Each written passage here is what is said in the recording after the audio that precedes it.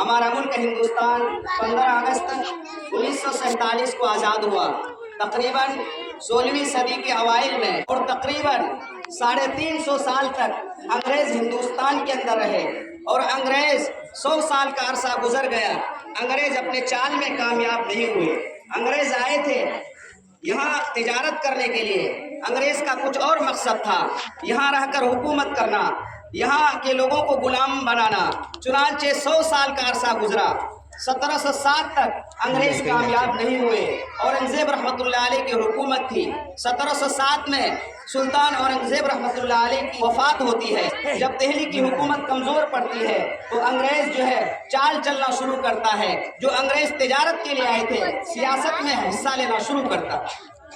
चुनांचे जिसका अफसोसनाक साहा 1757 में पलासी के मैदान में नवाब सिराजुद्दौला की तकरीबन हजार फौज के सामने अंग्रेज की छोटी सी फौज और ये जंग जो है हिंदुस्तानियों की शिकस्त पर खत्म होती है। जिसने सबसे पहले अंग्रेजों की चाल को समझा, अंग्रेजों की मक्कारी को समझा, अंग्रेजों के घिनौनी साजिश को समझा, वो हजरत टीपू सुल्तान शहीद रहमतुल्लाह अलैह। 1799 में टीपू सुल्तान शहीद रहमतुल्लाह अलैह ये जुमला कहकर जामे शहादत नोश फरमाते हैं। गीदड़ की 100 साला जिंदगी से शेर की एक दिन की जिंदगी, शेर लड़ते हुए जामे शहादत नोश फरमाते हैं। जनरल हार्स ने कहा था आज से मुल्क हिंदुस्तान हमारा हो चुका।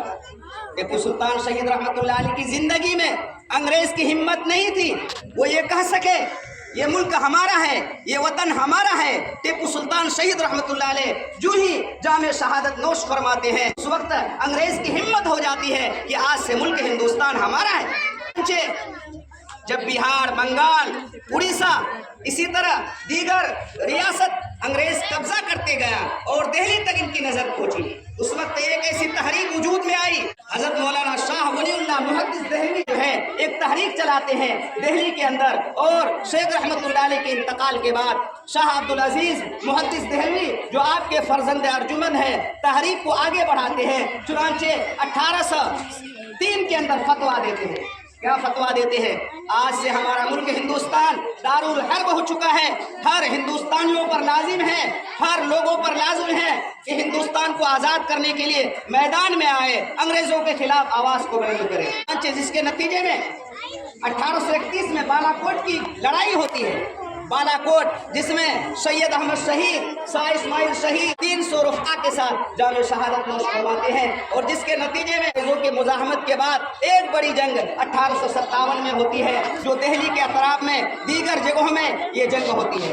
चुनांचे इस जंग के अंदर 5 लाख मुसलमान को फांसी दी गई। चांदनी चौक से लेकर खैबर तक कोई ऐसा इलाका नहीं था जहां उलमाए किराम की गर्दनें न लगी। 1857 की जंग आज़ादी के बाद अंग्रेजों ने इस्लाम पर हमला किया, मजहब पर हमला किया। जहां देश खतरे पे था अब मजहब भी खतरे पर था, ईमान भी खतरे पर था। चुनांचे उस वक्त हमारे अकाबिर ने, असलाफ ने जगह जगह मदारिस कायम किए।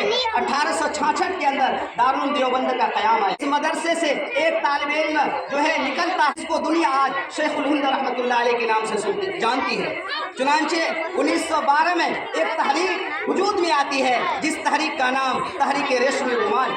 इसी तहरीक के नतीजे में शेखुल हिंद रहमतुल्लाह अलैह की गिरफ्तारी होती है और जजीरे माल्टा की जेल में आपको कैदोबंद की सूरतें झेलनी पड़ती है और आप पर गरम सलाकर आपके कमर पर दागा जाता और अंग्रेज कहता कि ए महमूद अगर जिंदगी चाहिए तो अंग्रेज के हक में फतवा दो।